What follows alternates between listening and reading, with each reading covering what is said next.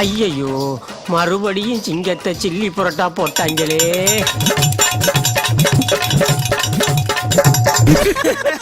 ஏய் ஏய் ஏண்டா ஏய் கொஞ்சம் மெதுவா சிரிங்கடா.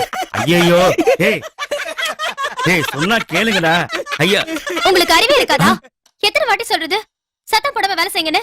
மேடம் மேடம் இனிமே சத்தம் போடுறதுக்கு ஒண்ணுமே இல்ல. எல்லா வேலையும் முடிஞ்சு போச்சு. அங்க பாத்தீங்களா ஷோகேஸ் எப்படி இருக்குன்னு?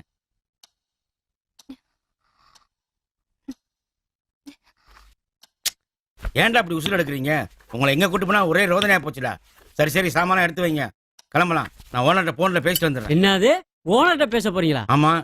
நீங்க என்ன ஓனர்கிட்ட பேச போறீங்க? வேலை முடிஞ்சதுன்னு சொல்ல வேணாமா? பாடுறா, நீங்க என்ன வேலை பாத்தீங்க? ஏன்டா டேய்? முதலாளி நான் மேஸ்திரி பேசுறேன். அப்பா துரசாமி மேஸ்திரி இல்ல, அவர் மகன் மணி மேஸ்திரி பேசுறேன். பசங்களாம் மேஸ்திரி தான் கூப்பிடுறாங்க.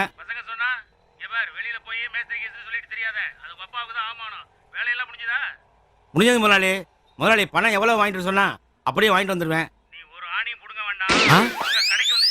சரி, நீங்க பார்வையே சரியில்லையே.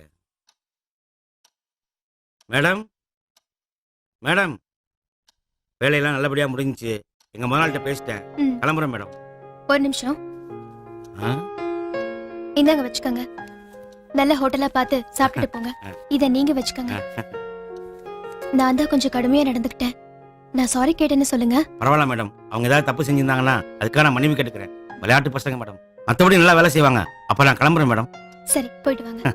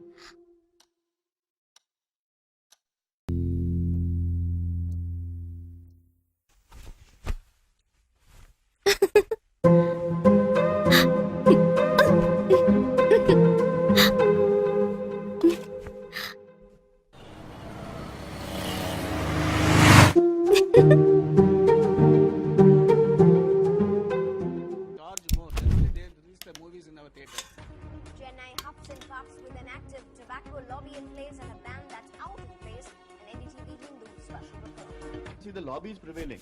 I feel the central government is very lethargic on this issue.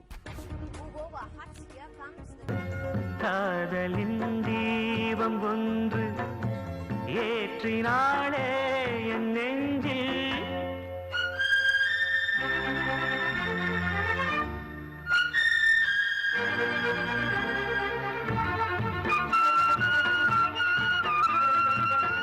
நேற்று போல் இன்று இல்லை, இன்று போல் நாளை இல்லை. நேற்று போல் இன்று இல்லை, இன்று போல் நாளை இல்லை. அன்பிலே வாழும் நெஞ்சில்.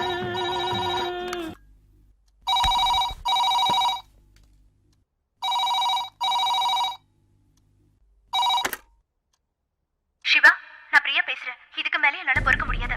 நான் சொன்னபடி இன்னைக்கு நைட்டுக்குள்ள உங்க வைஃப கொலை பண்றீங்க. நான் மறுபடியும் ஃபோன் பண்ணும்போது அவ செத்த செய்தி தான் நீங்க எனக்கு சொல்லணும். ஓகே, பாய்.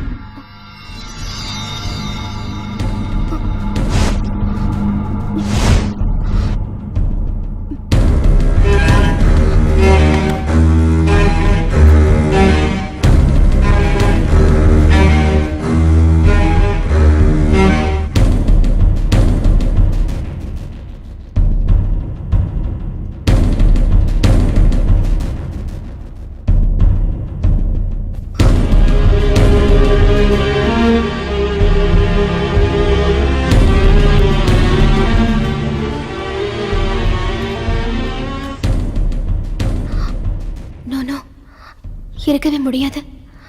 அவர் என்ன மட்டும்தான் விரும்புறாரு, என்ன ரொம்ப நேசிக்கிறாரு.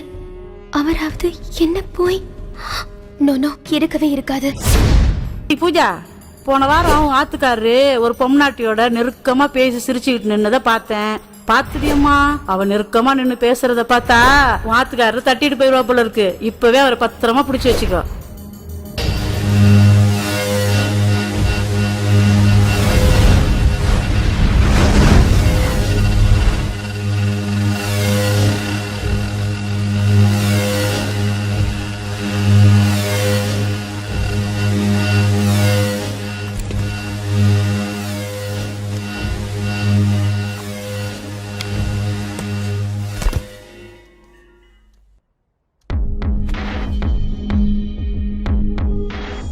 பூஜாக்கா, சிவா அங்கிள்